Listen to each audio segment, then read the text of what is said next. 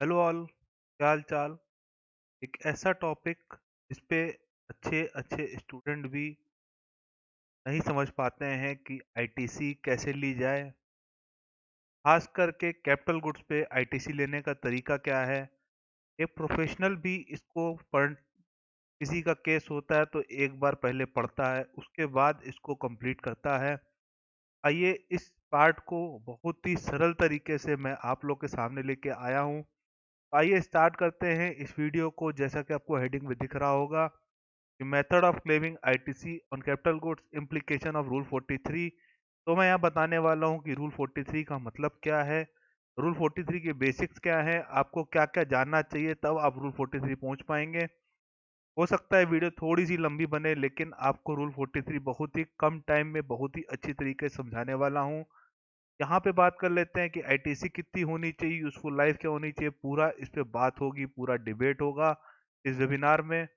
आइए स्टार्ट करते हैं इस वीडियो को। अगर आपको मेरा बताने का तरीका लास्ट तक अच्छा लगे तो बस चैनल सब्सक्राइब रखिएगा और लोगों तक प्रमोट करिएगा। अगर आप पहले बार देख रहे हैं तो प्लीज़ चैनल सब्सक्राइब रखिए, ताकि मैं आप लोग के साथ इसी तरह जुड़ा रहूं और इसी तरह आप लोग के साथ बना रहे। तो ज़्यादा टाइम न लेता हुआ बेसिक बातों को स्टार्ट करता हूं। जैसा कि आपको स्क्रीन पे दिख रहा है, बेसिक फॉर रूल 43। अभी अभी मेरे पास एक क्वेरी आई कि सर हम जो है एक जेसीबी मशीन लेना चाहते हैं। वो जेसीबी मशीन जो हम ले रहे हैं उस पे क्या रूल 43 लगेगा। मैंने क्या क्या रूल, जो आप जेसीबी मशीन ले रहे हैं वो पूरा का पूरा टैक्सेबल पर्पस यूज करेंगे या नॉन टैक्सेबल पर्पस यूज करेंगे। उनका कहना था टैक्सेबल पर्पस से ही यूज होगा, नॉन टैक्सेबल में जेसीबी का यूज होगा। ऐसी प्लांट एंड मशीनरी जो टैक्सेबल पर्पस से यूज हो उसकी पूरी आईटीसी हम ले सकते हैं। इसमें रूल 43 का कोई खास इम्प्लीकेशन नहीं है, या मैं तो कहूँगा एप्लीकेबल ही नहीं है। उसके बाद बात की जाए, अगर आप कोई नॉन टैक्सेबल काम करते हैं, बोले तो नॉन, जिसको मैं कह सकता हूँ एग्जेम्प्ट बिजनेस या एग्जेम्प्ट वर्क, जो कि जीएसटी में हो एग्जेम्प्ट, तो उस पर पूरी की पूरी आपको आईटीसी रिवर्स करनी पड़ेगी और उसका सेक्शन होगा रूल 43। तो ये हो गई बेसिक बात। उसके बाद और आगे बात कर लेते हैं कॉमन क्रेडिट की। यहाँ पे जो मैंने बात की वो था स्पेसिफिक क्रेडिट, यानी कि आपको स्पेसिफिक पता था कि या तो ये टैक्सेबल पर्सन, या तो टैक्सेबल पर्पस के लिए होगा, या नॉन टैक्सेबल के लिए होगा, या एग्जेम्प्ट के लिए होगा। अब आगे बात कर लेते हैं कॉमन क्रेडिट की, जिसमें आईटीसी जो है वो स्पेसिफिक नहीं है और वो एट्रीब्यूटेबल है दोनों के लिए, एग्जाम के लिए भी और नॉन एग्जाम के लिए भी, यानी कि टैक्सेबल के लिए भी और एग्जाम के लिए भी। तो उसमें आईटीसी कैसे क्लेम करेंगे, यही मेन क्वेश्चन है और यही मेन पार्ट है जिसकी वजह से मैंने इस वीडियो को बनाने की कोशिश की और काफी हद तक आप लोग के आगे इस चीज को मैं लेके आ रहा हूँ। आइए इस चीज को समझ लेते हैं। कॉमन क्रेडिट ही पूरा रूल 43 है। तो ITC date is not specific but it as attributable to both exempt and non exempt. How to claim ITC for the same, ITC कैसे करेंगे, रिवर्सल क्या होगा। यही रूल 43 है जो रिवर्सल की बात करता है आईटीसी ऑन कैपिटल गुड्स। आइए स्टार्ट करते हैं इसके रिवर्सल के मैनर को। तो फिर से स्टार्ट कर लिया जाए बेसिक से, या बेसिक मैंने बेसिक को स्टार्ट किया है तो आपको रूल 43, ताकि एक एक स्टेप इसका समझ में आ जाए। रूल 43 की अगर मैं बात करूं, अब यहाँ पे खड़े होके जो पहला स्टेप है, मुझे पहले जानना है क्या ये जो मैंने बात की स्पेसिफिक की और दूसरी मैंने बात की कॉमन क्रेडिट की, उसकी डेफिनेशन को फुलफिल करता है स्पेसिफिक की कि कॉमन की। इसी के लिए यहाँ से स्टार्ट हुआ पहला point. The capital goods that has been exclusively used for non business purpose और for making exempt outward supply. सीधी सी बात है, एक कॉमन सा फंडा है, एक थंब रूल है, आप इसको अपने दिमाग में बिठा लीजिए। अगर आपका फाइनल प्रोडक्ट जो है वो नॉन बिजनेस पर्पस है या एग्जेम्प्ट है, तो आपको उसका आईटीसी का बेनिफिट कभी भी नहीं मिलेगा। आपको सीधा, अगर मैं 3B में चलूं तो वहां पे आईटीसी जोड़ना है और नीचे वहां पे रूल 43 के उस पर रिवर्सल कर देना है। ये उसका तरीका है। प्रैक्टिकल इम्प्लीकेशंस मैंने आपको बता दी कि आप उसको कैसे इम्प्लाई करेंगे, आप वहां पे क्या दिखाएंगे। सीधी बात हुई, आप ऊपर आईटीसी जरूर क्लेम करें। अगर आप आईटीसी को इग्नोर कर देंगे तो जिस पार्टी ने आपको सप्लाई किया उसका 2A कभी मैच नहीं करेगा और वो परेशान रहेगा, और आप तो कहेंगे हमने सही दिखाया कि हमने उसको कंसिडर ही नहीं किया 3B में। जबकि ऐसा कभी नहीं होना चाहिए। पहले आप 3B में ऊपर आईटीसी में जोड़ लीजिए और उसके बाद नीचे रिवर्सल ऑफ आईटीसी का कॉलम रहता है 3B के आईटीसी पार्ट में ही। वहीं पे आप उसका रिवर्सल कर सकते हैं। तो ये हो गया पहला पार्ट कि पहला कंडीशन जो मेरी थी, the capital goods that have been used exclusively for non business purpose और for making exempt outward supply. ये बात हो गई स्पेसिफिक सप्लाईज की या स्पेसिफिक आईटीसी की। सेकंड बात कर लेते हैं, the capital goods that have been used exclusively for making supplies other than exempt, यानी कि टैक्सेबल हो गई। If it falls in second condition तो आपको होल आईटीसी मिल जाएगी and subsequently credit to electronic credit ledger. पूरी की पूरी आईटीसी जो है आप 3B के आईटीसी पार्ट में वहां पे अदर में दिखा देंगे और पूरी आईटीसी आपके इलेक्ट्रॉनिक क्रेडिट लेजर में चली जाएगी। ये तो एक नॉर्मल फिनोमेना हुआ 3B बनने का। अब आगे बात कर लेते हैं इसके बाद कि इसमें क्या चीज और आगे मैंने ऐड की, इस चीज वो भी समझ लेते हैं। जब मैं अगली स्लाइड में गया तो ये आ गया basic note.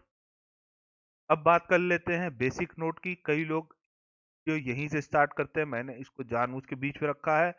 The useful life of capital goods are taken to be 5 years from the date of invoice. Invoice की डेट से 5 साल ही कैपिटल गुड्स की लाइफ को कंसिडर किया जाता है।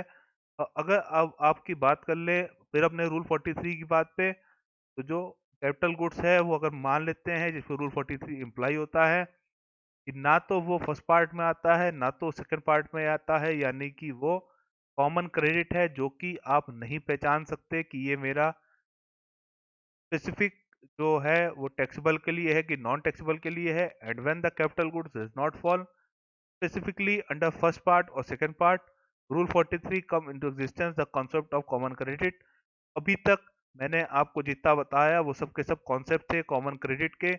अब मैं आपको जो बताने जा रहा हूँ वो सबसे बड़ी चीज यही है कि रूल 43 क्या है, कैसे कैलकुलेशन होगा, अब उसकी बात कर लेते हैं। अब मुझे लग रहा है कि आप लोग इस एलिजिबिलिटी पे आ गए हैं कि आप रूल 43 को आराम से समझ सकते हैं, एक एक बात को आराम से गहराई से इस रूल को आप समझ सकते हैं। तो यहाँ जैसे मैंने इसको लिखा है, मैं सबसे पहले आपको पढ़ के बताता हूँ, फिर इसको 2-3 बार बताऊंगा तो आपको समझ में आ जाएगा।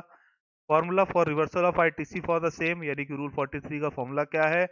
Firstly calculate per month ITC by simply total ITC by simply divide total ITC by 60। अब आप कहेंगे कि ये 60 कहाँ से आया। मैंने बेसिक नोट में आपको बताया कि 5 साल की लाइफ है और 5 साल की लाइफ मतलब कि मुझे मंथ पे अगर लाना है और मुझे डिवाइड करना है पर मंथ बेसिस पे, तो 60 से ही होगा। सबसे पहले मैंने बात की किसी एक मशीनरी की कि आप किसी एक मशीनरी को डिवाइड बाय 60 कर दीजिए, उसकी आईटीसी को कि हमारी आईटीसी कितनी थी वो डिवाइड बाय 60 हो गई। और जैसे ही डिवाइड बाय 60 हुई उसके बाद आप आराम से इस चीज को समझ रहे होंगे कि डिवाइड बाय 60 हो गया, तो अब जाके पर मंथ की आईटीसी सामने आ गई।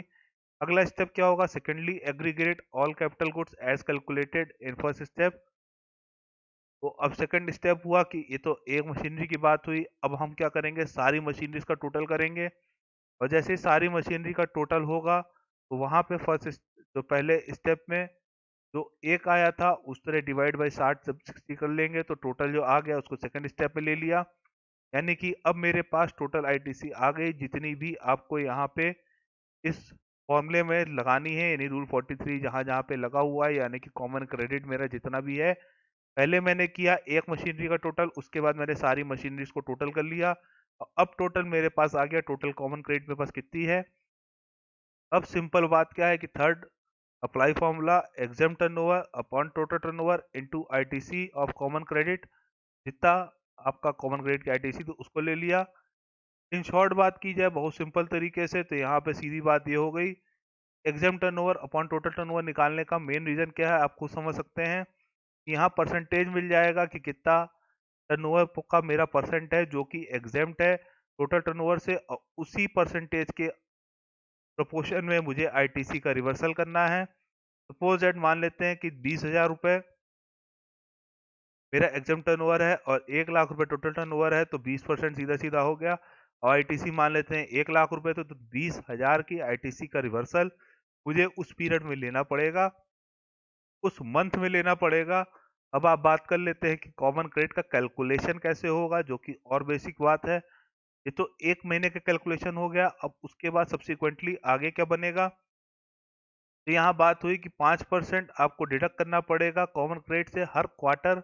हर क्वार्टर आप 5% 5% 5% कम करते जाएंगे।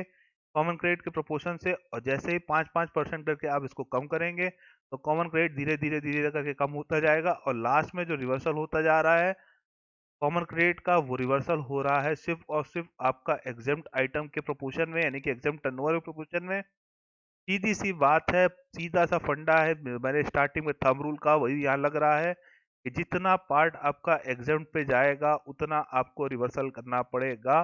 तो यही एक थंब रूल है जो कि यहाँ पे लगा है। अगर आप कहें रूल 43 क्या है, मैं कहूँगा कुछ नहीं, मेरे थंब रूल को सीधा लगा देता है, और यहाँ पे कुछ भी नहीं है।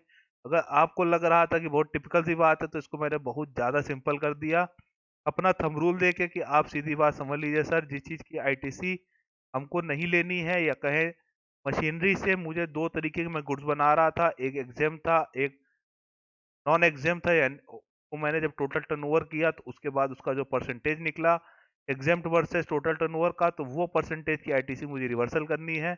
और इसके अलावा रूल 43 कुछ नहीं। तो मुझे नहीं लगता कि इससे सिंपल कोई आपको इस चीज को समझा सकता था। कुछ लोगों को इस पे परेशानी थी कि ये 5% डिडक्टेड जो होगा ये कॉमन क्रेडिट वाला, ये कैसे होगा। तो वो भी आपको तरीका मैंने बता दिया है कि हर क्वार्टर 5% कॉमन क्रेडिट से कम होता जाएगा।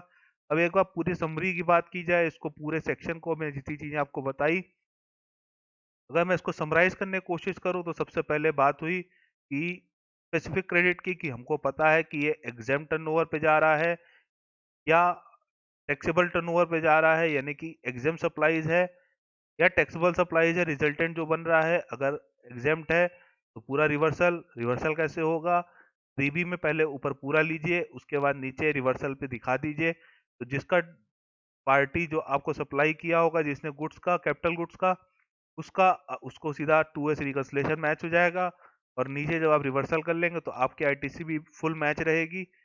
ये तो बात हो गई एग्जाम की। अगर आप टैक्सेबल पे हैं तो टैक्सेबल में तो कुछ नहीं करना है, नॉर्मल 3B की आईटीसी जिससे आप लेते हो उससे आपने ले लिया। फिर तीसरी बात आती है कॉमन क्रेडिट की, जहां पे हम नहीं पहचान पा रहे कि इस मशीनरी से, या हम पहचान ले रहे हैं कि इस मशीनरी से हम एग्जाम टर्नओवर, मेरा एग्जाम टर्नओवर भी होगा और नॉन एग्जाम टर्नओवर भी होगा, यानी कि एग्जाम सप्लाईज भी होगी नॉन एग्जाम सप्लाईज भी होगी। उसमें क्या करना है, उसमें सिंपल मेरा थंब रूल लगा दीजिए। थंब रूल क्या है, सीधी सी बात है, calculate the percentage of exam turnover from total turnover. वही चीज यहाँ पे थर्ड में लिखा हुआ है, thirdly apply formula exam turnover divide by total turnover into ITC as calculated of common goods of common credit. तो सीधा वही बात हो गई, जो कॉमन क्रेडिट आपकी आ रही थी उसको परसेंटेज मैंने फिट कर दिया, थंब रूल पे लगा दिया, और उसके बाद जो बना उसका आपको रिवर्सल करना है। सो सिंपल, कुछ भी नहीं था इसमें। अगर आप अभी भी कहते हैं कि बहुत ज़्यादा टिपिकल है या कोई बात नहीं समझ में आई है तो सर प्लीज़ कमेंट बॉक्स पे लिखिए। व्हाट्सएप नंबर फ्लैश हो रहा है, व्हाट्सएप नंबर से आप बात कर सकते हैं। नीचे इंस्टाग्राम का लिंक है, उस पर आप बात कर सकते हैं। व्हाट्सएप नंबर नीचे दे रखा है डिस्क्रिप्शन बॉक्स में, आप वहां से मुझसे बात कर सकते हैं। अगर आपको और कोई क्वेश्चन हो जीएसटी का तो आप वो पूछ सकते हैं, इनकम टैक्स रिलेटेड कुछ हो वो पूछ सकते हैं, पीएफ ईएसआई का कोई काम हो वो पूछ सकते हैं, या आपको लगता है कि आप अपना आईटीआर नहीं कर पा रहे हैं तो उसमें कोई प्रॉब्लम आ रही है, आप मेरा पेड वर्जन भी ले सकते हैं। अगर आपको लगता है कि आईटीआर आप कर ले जा रहे हैं और आपको सिर्फ मेरी हेल्प चाहिए तो आप मेरी हेल्प भी ले सकते हैं। अगर कोई भी तरीके की, किसी भी तरीके की टैक्सेशन की प्रॉब्लम हो आप मुझसे पूछ सकते हैं, मैं आप लोग के लिए हमेशा हाजिर हूँ। ये था मेरा छोटा सा कंटेंट, जो एक छोटी सी क्वेरी मेरे पास आई और मैंने उस क्वेरी का जवाब इस वीडियो के थ्रू दिया है। तो होपफुली जिसके पास जिसकी क्वेरी थी उसकी वीडियो, उसको भी उसका रिप्लाई मिल गया होगा। और मैं तो उसको कह रहा था कि 1 घंटा रुको, मैं आपको उस वीडियो के थ्रू आपका रिप्लाई दूंगा और आपको समझ में आने की गारंटी पूरी होगी। तो उससे भी मेरी बात होगी, अभी वीडियो बन चुकी है, अब आप इसको समझिए वीडियो के थ्रू। हर वो बेसिक सी बात को मैंने स्पेसिफिकली धीरे धीरे धीरे करके फाइनल किया, और लास्ट में रूल 43 जिसपे कई टीचर्स, कई प्रोफेशनल, कई स्टूडेंट 4 से 5 बार पढ़ते हैं और इसको रटने की कोशिश करते हैं, तो मैंने एकदम जीरो से स्टार्ट करके, ए से स्टार्ट करके जेड तक पहुंचा दिया है, सब कुछ इस पे कवर कर लिया है। अगर आपको लगता है कोई चीज छूटी हुई है तो बस सर कमेंट बॉक्स में लिख दीजिए और आपको उसका reply with in day meal जाएगा। कोशिश कर रहा हूँ आप लोग के साथ इसी तरह बना रहूं, तो इसी तरह सपोर्ट आप लोग का बना रहेगा तो मैं और आगे आप लोग के साथ इसी तरह प्रोफेशनल टच बनाए रखूंगा। यहीं पे वीडियो को समाप्त करते हैं। Till then Tata.